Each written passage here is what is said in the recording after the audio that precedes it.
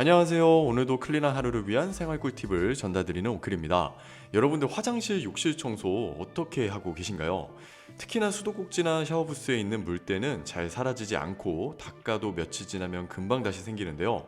사실 화장실 청소할 때 가장 중요한 부분이 수전이라고 하죠. 수도꼭지 부분입니다.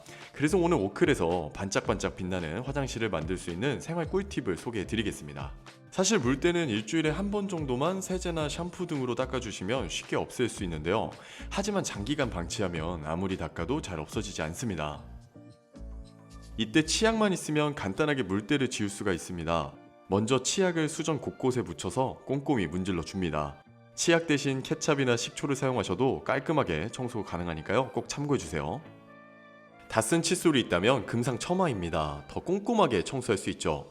특히나 수전 틈새나 세면대와 맞닿는 부분은 물때나 녹이 많이 쓸어 있으니까요. 더 신경 써서 청소해 주시면 좋습니다. 칫솔로 깨끗이 청소한 뒤에 물을 뿌려 닦아주시면 물때가 말끔히 사라진 것을 확인할 수 있습니다. 오늘의 하이라이트입니다. 청소가 끝나셨다면 바세린을 준비해주세요. 바세린에는 방수 효과가 있어서 다 청소한 수전에 발라주시면 물때가 잘 끼지 않습니다.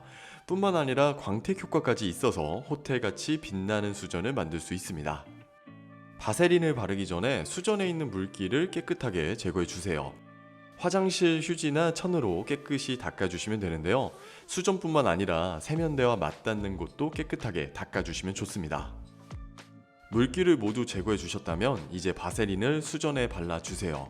바르는 양은 반 티스푼이나 한 티스푼 정도 양이 적당하고요. 너무 많이 바르시면 바세린의 기름 성분 때문에 오히려 미끌거려서 사용하기 불편하니까 꼭 적당히 발라주셔야 합니다. 그래서 한 번에 많이 바르지 마시고 조금씩 덜어서 골고루 바르시는 게 중요한데요. 티슈나 천으로 문지르면서 발라주시면 더 고르게 도포됩니다. 남성분들은 군대에서 해보셨겠지만 군화에 물광 내듯이 살살 돌리면서 광을 내주시면 됩니다. 마지막으로 깨끗한 천이나 휴지로 남아있는 바세린을 닦아주시면 끝이 납니다. 수전 틈새는 면봉으로 닦아주시면 더 완벽한 마무리가 됩니다.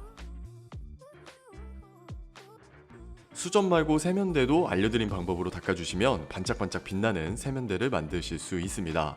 바세린 바르기 전에 물기 제거하는 거 잊지 마시고요.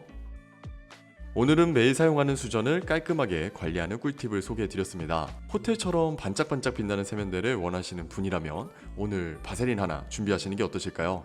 오늘 영상이 도움이 되셨다면 채널에 큰 힘이 되는 구독, 좋아요, 알림 설정 부탁드리면서 영상 마치겠습니다. 감사합니다.